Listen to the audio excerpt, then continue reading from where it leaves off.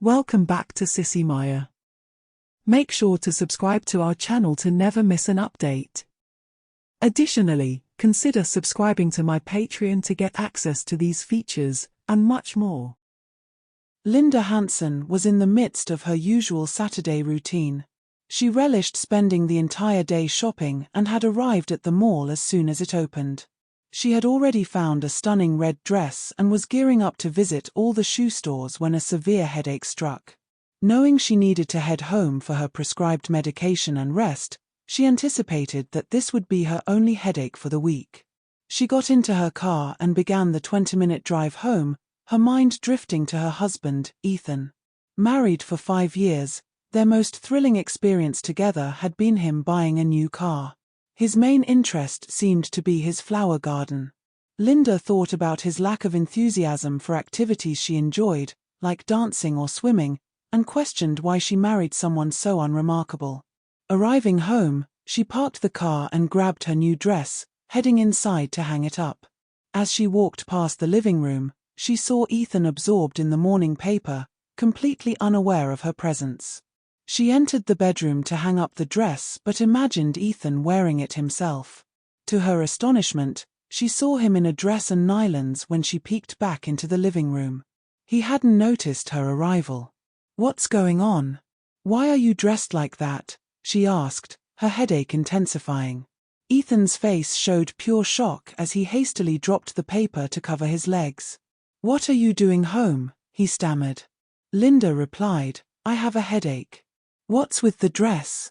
Ethan explained, "I read an article about men in dresses and wanted to see what it felt like.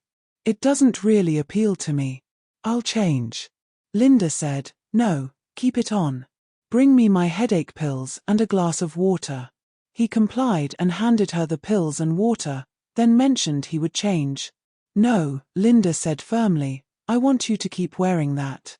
While I rest, you need to clean the living room and the kitchen. Make sure you're still in that outfit when I wake up." She headed to her room to lie down, her headache persisting. Ethan, clad in a blue dress and black 3-inch heels, began cleaning. As he mopped the kitchen floor, his legs began to ache, and he longed to remove the heels but remembered Linda's instructions. He wondered if she might demand a divorce and decided not to dwell on it. After finishing the cleaning, Ethan decided to mop the bathroom floors as well, hoping to earn some goodwill. He completed the tasks and put everything away before quietly checking on Linda. She was asleep, a smile on her face indicating her headache had eased. Ethan sat on the couch, waiting for her to wake, feeling a sense of unease. Linda awoke and lay there, reflecting on what she had seen when she arrived home. She pondered her options and wondered if Ethan might be gay. Then, she considered her aversion to housework and how she could use this situation to her advantage. A smile crept onto her face as she imagined being in control of everything from now on.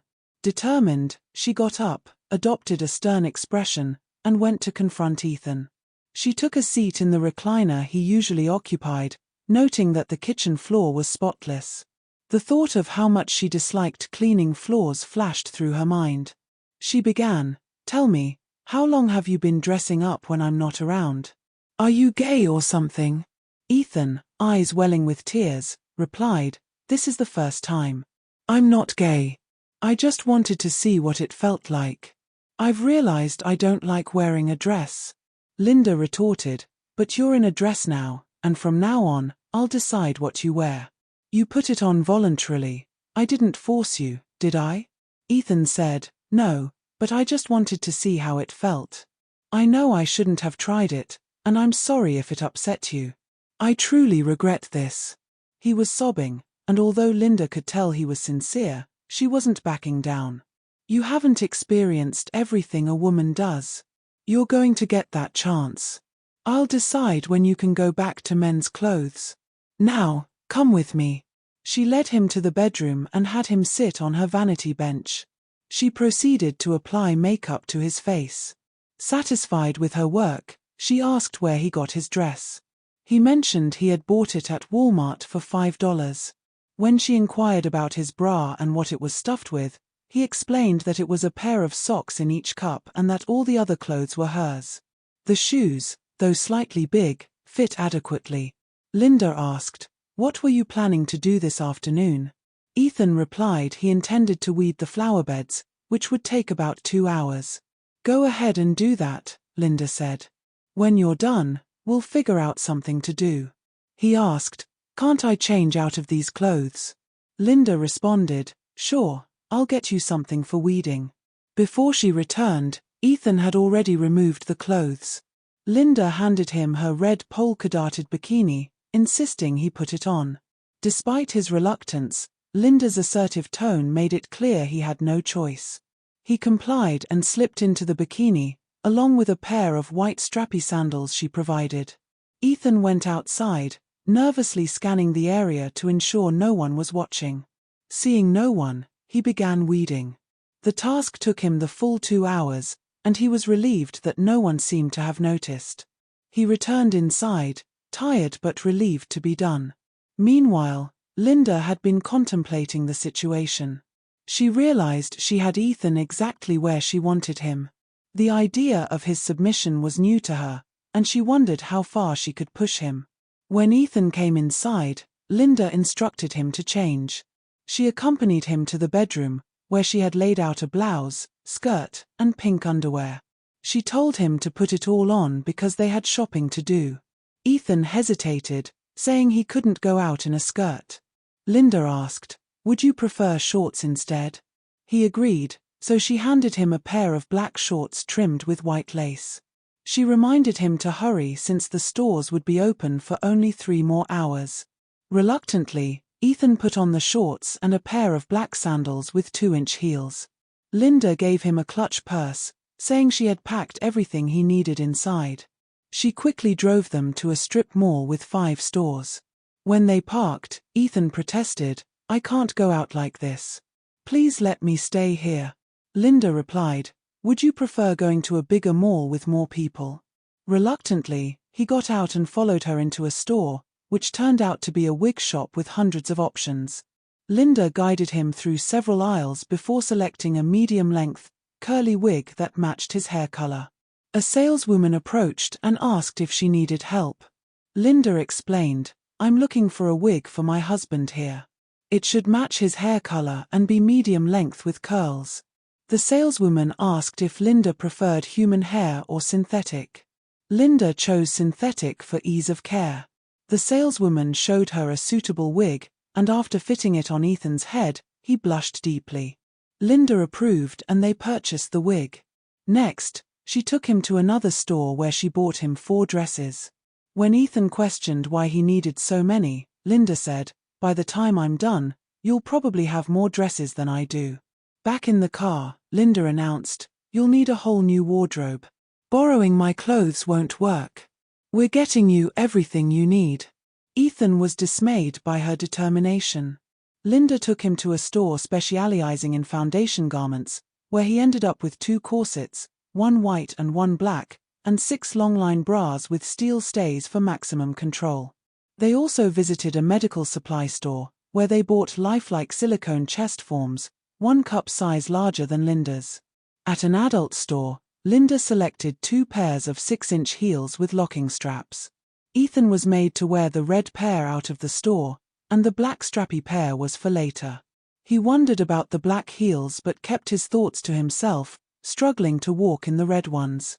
Next, they went to a Western store where Linda purchased 2 square dance outfits, complete with petticoats and short skirts, and a pair of white cowgirl boots with 3-inch heels. Linda announced that they would be taking up square dancing.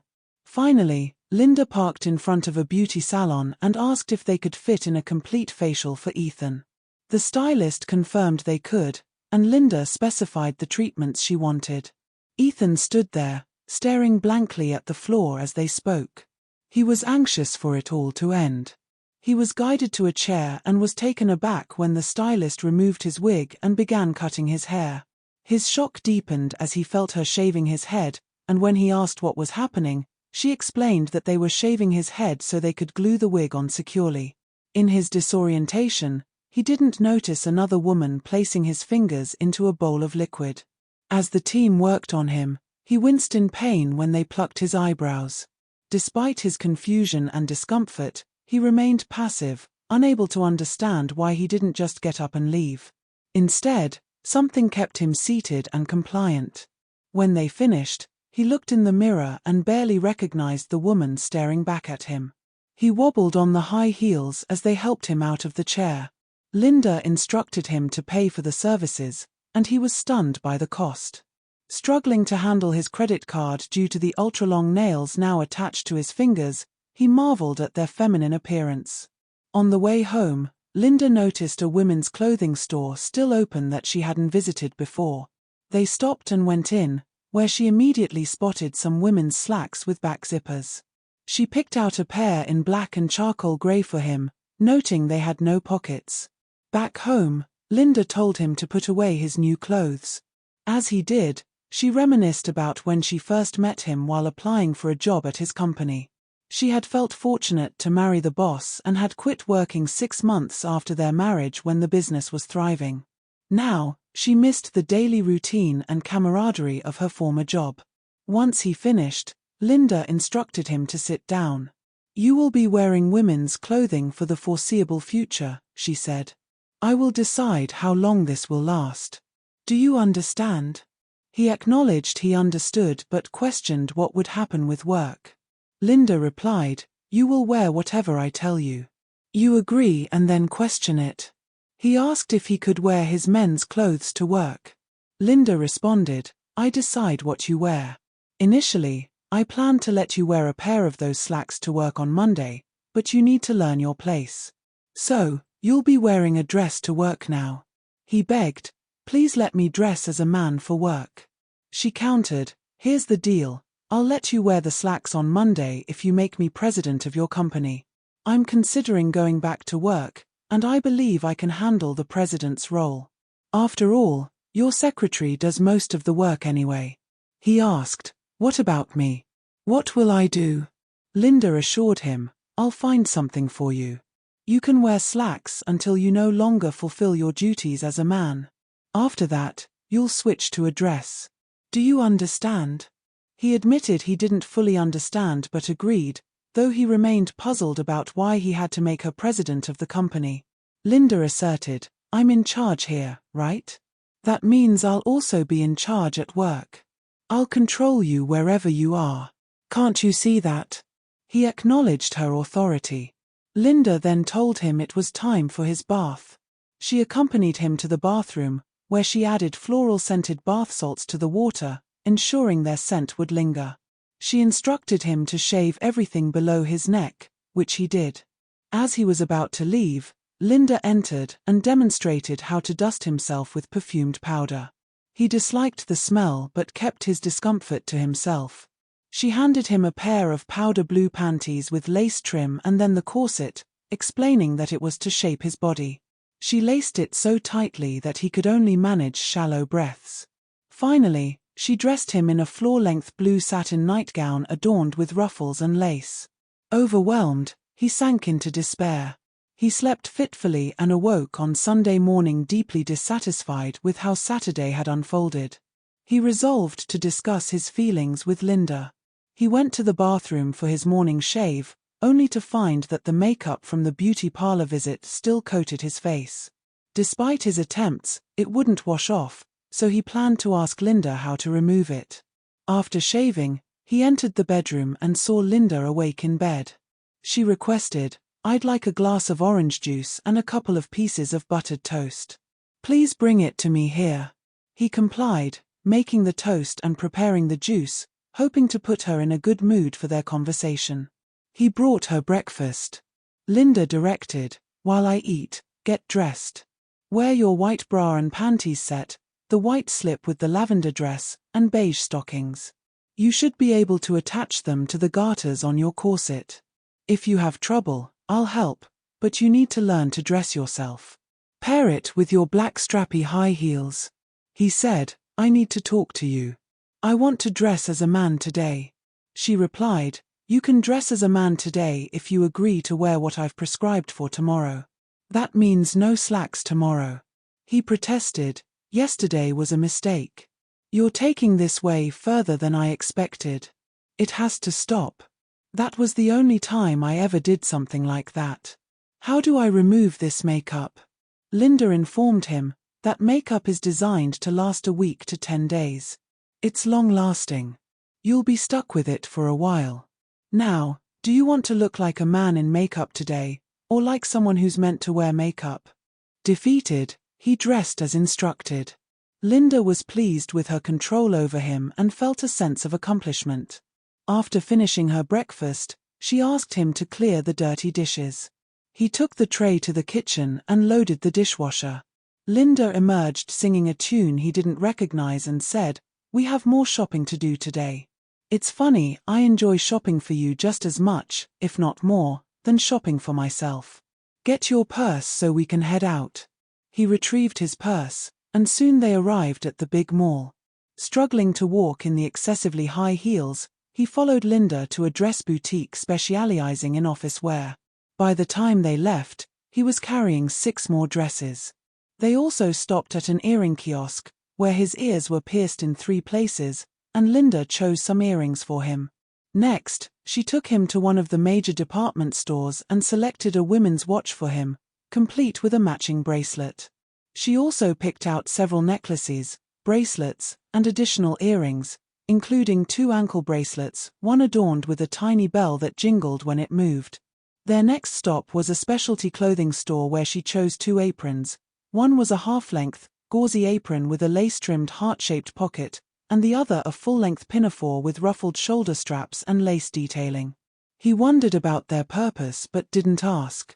Linda had him pay for all the items, and he struggled with his long nails each time he opened his purse.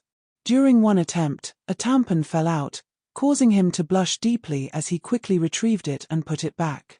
She then led him into a swimwear store, asking whether he preferred a blue floral bikini or a red one with thin white stripes.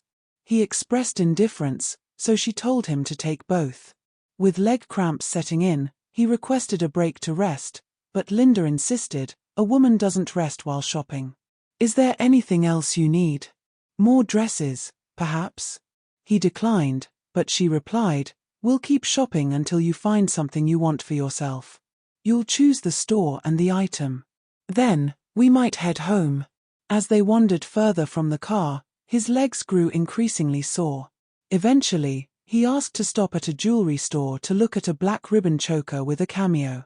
Linda agreed it was beautiful and encouraged him to buy it. They continued on, still moving away from the car, until Linda led him to a store specializing in fancy dresses.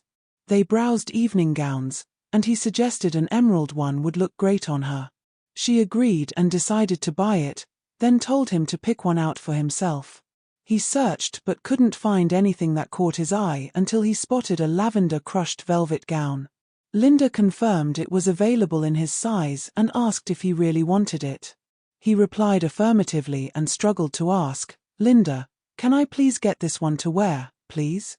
Linda, swayed by his plea, agreed, "I can't say no to your pleading. You can get it if you promise to wear it tonight when we go out to eat."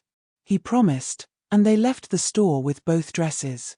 As they made their way back to the car, he was weighed down with packages while Linda walked briskly. It was a challenge to keep up, and he noticed his heels clicking loudly on the marble floor, amazed that no one seemed to pay much attention. Once back in the car, he sighed, "It feels good to sit. My legs are killing me." Linda responded, "I don't want to hear any complaints about your legs. I walked as much as you did and you don't hear me complaining, do you? I'm going to teach you not to complain. We'll stop at Fleetwood Mall for some more shopping, and then you can walk home from there." He protested, "That's 3 miles. Have a heart. I'm just saying my legs hurt. You're in flat shoes, and I'm in heels." Linda countered, "Would you rather get out here? It's about 5 miles from here to home." He sat silently, contemplating his situation, unsure how to change her mind or what to do next. At Fleetwood Mall, they browsed through more dresses but didn't purchase any, which he was grateful for. They walked the entire length of the mall, and when they reached the far end, Linda told him it was time to start walking home. He was incredulous and said, "Why can't I ride with you? I didn't mean any harm with my comment about my legs." Linda replied, "If I were you, I'd start walking now unless you want to see where I can drop you off, which could be much further than you think. You might be late getting home if you don't start walking immediately." Feeling defeated, he began his walk. After just 2 blocks, he decided to take off his heels, only to find they were locked onto his feet. He continued on, and halfway home, he urgently needed to use the bathroom. He stopped at a convenience store and used the ladies' room. Refreshed, he walked faster, and the distance seemed to lessen. Finally, he reached his own block. He approached the front door and tried it, but it was locked. He rang the bell and waited. It took Linda at least 4 minutes to answer. Upon entering, Linda said, "It's about time you got home. Make up the bed, you didn't do it this morning. And change the bed linens while you're at it." He complied, making the bed and sending the linens down the laundry chute. When he returned to Linda, she instructed him to do the laundry and hang it outside once it was washed. She added that while the laundry was washing, he should cut some flowers for the table. He followed her orders. After finishing, he returned to find Linda waiting. She asked why he was sitting when there was still so much to be done. Confused, he asked what she meant, and she directed him to clean the stove in the kitchen. He slowly got up and went to fulfill her request. Linda observed him with a sense of satisfaction, noting his discomfort but determined not to relent. She thought, let him experience what it's like being a woman. As he worked on cleaning the stove, Linda called him over. He came and sat in the recliner, only for Linda to say, "I didn't tell you you could sit. You sit only when I say you can. Now get up. There's something I want to discuss with you. We can't continue calling you Ethan when you're dressed like that, can we?" He protested, "I don't see why we need to change my name. Ethan is my name. Why insist on changing it?" Linda asked, "Do you have a favorite feminine name, one you like or that sounds nice?" He couldn't think of any, so she continued, "Your name was Ethan Louis Hanson. We need to find something with the same initials. How about Gina Lynn Hansen?" He asked, "Why do we need to change my name? It doesn't seem necessary." She responded, "You promised to wear that evening dress. Do you want me to call you Ethan in front of the waiter or waitress?" He replied, "No, that would be very embarrassing." Linda concluded, "Then from now on, your name is Gina Lynn Hansen. Is that understood?" He agreed, and she asked him to repeat his new name. He answered, "Gina Lynn Hansen." Linda affirmed, "That's the only name you'll use from now on. Do you understand?" He confirmed, and she sent him back to finish his cleaning. As he worked, he wondered about the end result of this situation and how he might escape it. His legs started to cramp, but he pushed through. By the time he had hung up the last load of laundry, the first batch was dry. As he was folding it, Linda came out, took a large portion of the laundry, and instructed him to iron it. He set up the ironing board and started pressing the clothes. Puzzled as to why they needed ironing, he couldn't recall Linda ever doing it before. As he finished with that load, the rest of the wash was dry. He brought it in, and Linda selected another half-dozen items for him to iron. After he completed the ironing and folded all the laundry, Linda told him it was time to get ready for dinner. She remarked that his black heels would complement the dress perfectly. When he put it on and looked in the mirror, he was struck by how it hugged his body, revealing curves he hadn't noticed before.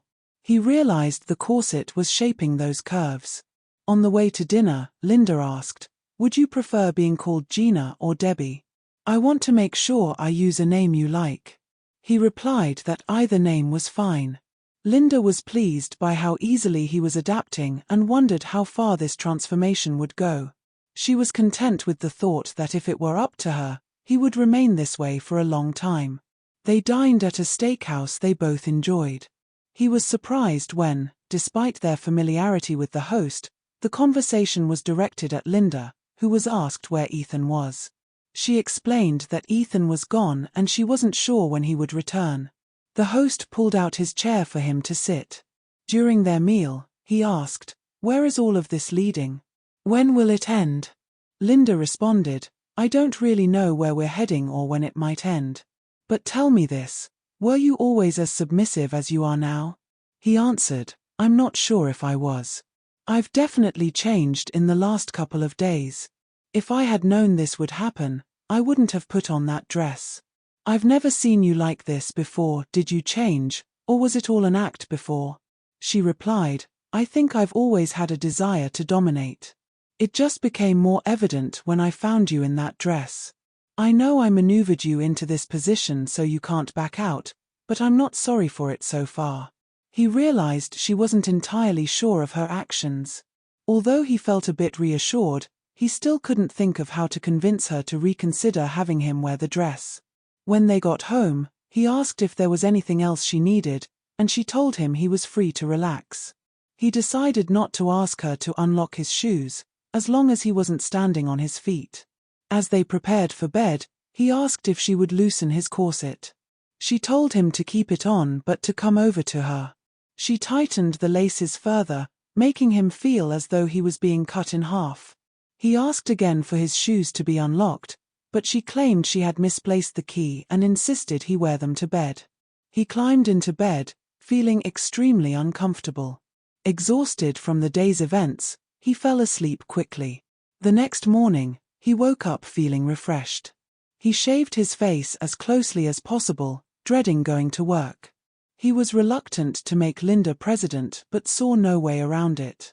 His cleaning supply business was thriving, and he was unsure if she could handle it. Returning to the bedroom, he saw Linda awake and told him to fetch her usual breakfast. He brought her buttered toast and orange juice. When he served her, she said, "Today's the big day. You'll announce your decision to the staff. It will be good to re-enter the working world." He replied, "If that's all you want, I could make you a special sales representative or offer flexible hours, anything you want." She insisted, "I've already told you what you need to announce. You'll make the announcement as I instructed, no questions. Now, get dressed." He reminded her, "You mentioned I could wear slacks today." She acknowledged this and instructed him to start with his black panties and bra. After he put them on, she directed him to add a black camisole. He complied, then she told him to wear the white blouse that was hanging at the end of his closet. He retrieved it and noted its short sleeves and elaborate lace trim on the front, collar, and sleeves. He put it on carefully, fastening the heart-shaped buttons. She then told him to don the charcoal slacks they had bought on Saturday. As he put them on, he was dismayed to find that he had to zip them up in the back and that there were no pockets. When he mentioned this to Linda, she told him he would need to carry his purse. He asked her to unlock his shoes so he could change them, but she insisted they looked good with the outfit. She instructed him to head to work, and they would have their meeting as soon as she arrived. He arrived 10 minutes early, went straight to his office, and shut the door. He didn't want anyone to see him in his current state, but he knew they would notice once the meeting started. He planned to get the announcement over with quickly and then leave. 10 minutes later, there was a knock on his door. It was Deborah Tokens, his secretary. She entered, halted in surprise, and said, "Isn't it a bit early for Halloween?" He asked her to sit, and she complied. He explained, "There are going to be some changes around here. I'm going to appoint my wife as president." Deborah inquired, "Why? What will you be doing?" He replied, "I'm not entirely sure. I made a huge mistake on Saturday, and now I'm dealing with the consequences." Deborah expressed her concern, "You know I care about you. Talking about it might help." He then recounted everything, from Linda discovering him in a dress to their shopping excursions and his long walk home. After he finished, Deborah offered her support, saying she would help in any way she could. He thanked her and asked her to show Linda into his office when she arrived.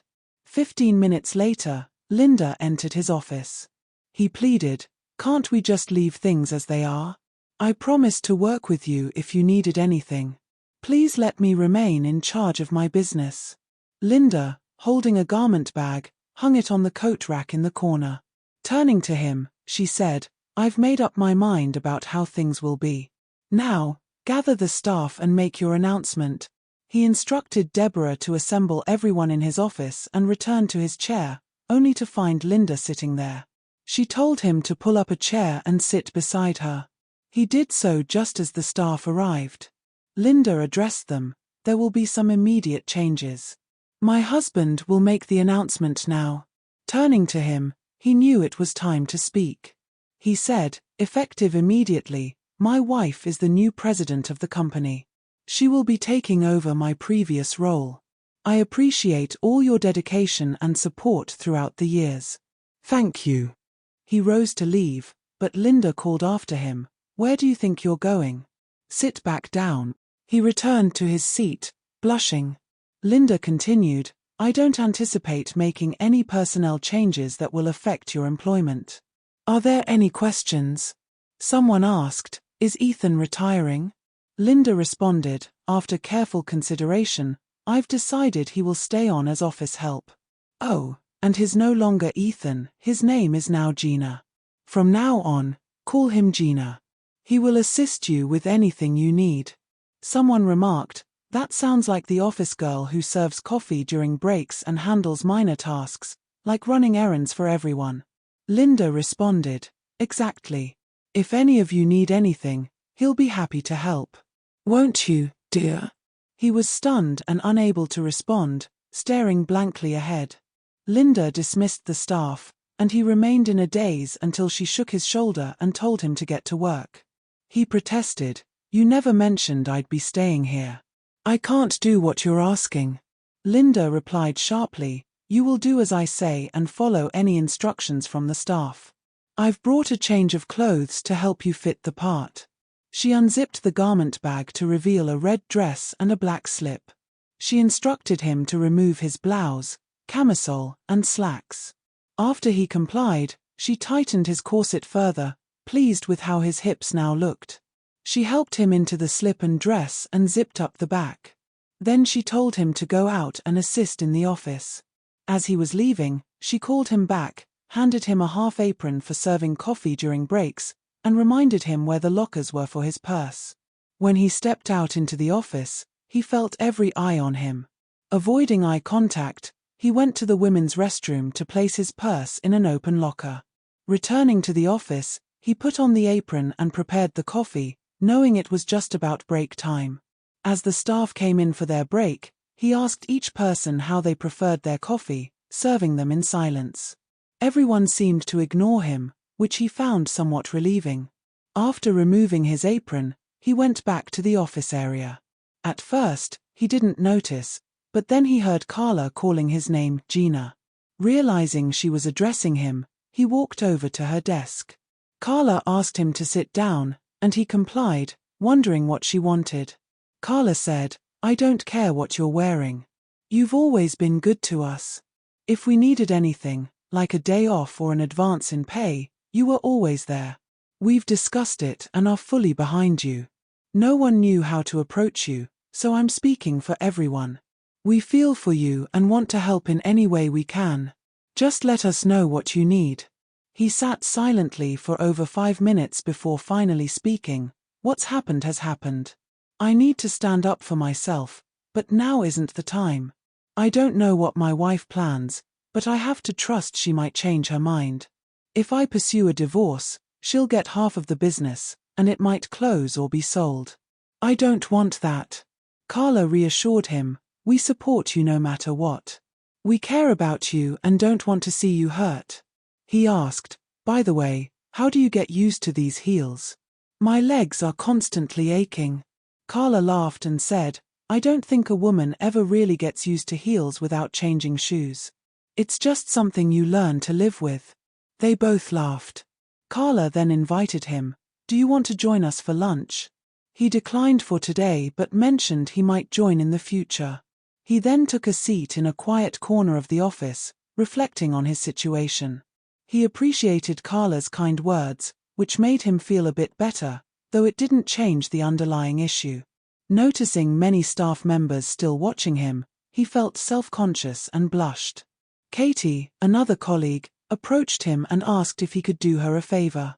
She needed a gift for her boyfriend, suggesting a book on auto racing since he enjoyed watching races on TV.